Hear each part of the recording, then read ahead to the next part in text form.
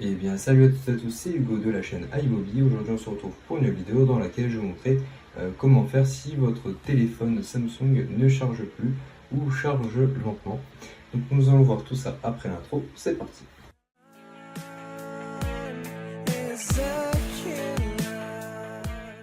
Donc comme vous pouvez le voir à l'écran, je vais brancher donc ici mon appareil comme ceci.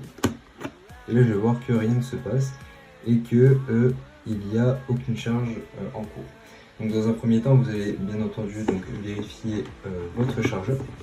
Donc vous allez vérifier ici votre chargeur si c'est ok et de l'autre côté si il est bien connecté à votre bloc de chargeur ou encore à votre ordinateur. Donc vérifiez bien le câble, essayez de changer de câble par la même occasion.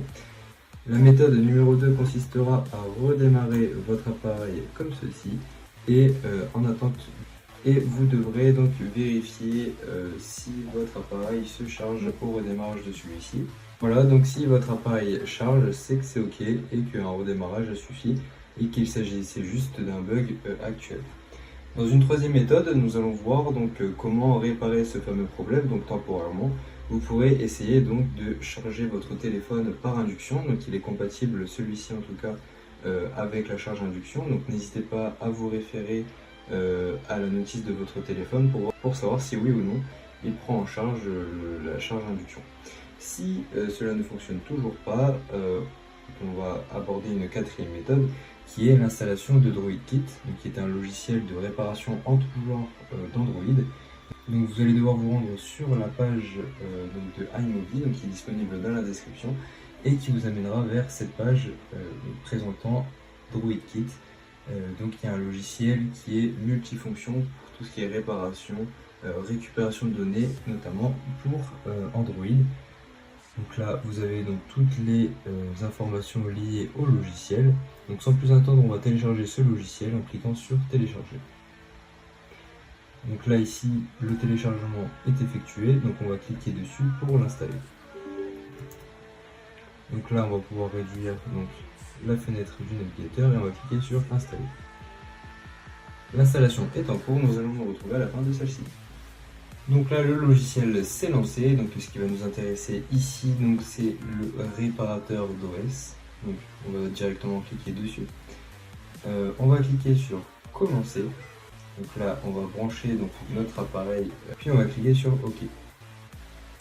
Donc là on va devoir se rendre dans les paramètres du firmware. Donc là si ça ne change pas, c'est totalement normal. Donc là on déverrouille dans un premier temps et on va éteindre l'appareil comme ceci. Donc là ici une fois arrivé sur ce menu, on va cliquer donc sur suivant et on va devoir entrer le code PDA Samsung donc qui se situe juste ici. Donc là c'est A53, enfin voilà. Donc vous tapez le code PDA et vous allez cliquer sur télécharger le firmware. Donc ici le firmware se télécharge, donc on va se retrouver à la fin du téléchargement. Donc ici le téléchargement du firmware est terminé, vous allez tout simplement cliquer sur réparer maintenant. Donc là vous allez devoir donc éteindre votre appareil. Donc on va sélectionner l'option Power Off qui est juste ici, juste en haut, voilà. Donc on va débrancher notre câble, voilà, très important. On clique sur Power Off avec le bouton Power en validant. En validant avec le bouton Power, notre appareil est éteint et on va pouvoir le rallumer en mode de récupération. Donc moi ici ce sera bouton volume haut et volume bas plus Power, donc les trois en même temps. Et on appuie sur l'allumage, voilà. Donc là ici on pose et on va cliquer sur le bouton plus, volume plus, pardon. On branche notre appareil et on va cliquer ici sur suivant. Donc là, la réparation de notre système est en cours, cela peut prendre un certain temps, donc nous allons nous retrouver à la fin de celui-ci. Donc voilà, la réparation du système est terminée et comme vous pouvez le constater, votre appareil se met à se recharger. Donc cela est compatible uniquement avec le fait que si votre système est endommagé, alors cela permet de le réparer. Si c'est un problème physique, il faudra par ailleurs prendre rendez-vous chez un technicien agréé pour remplacer la pièce si jamais.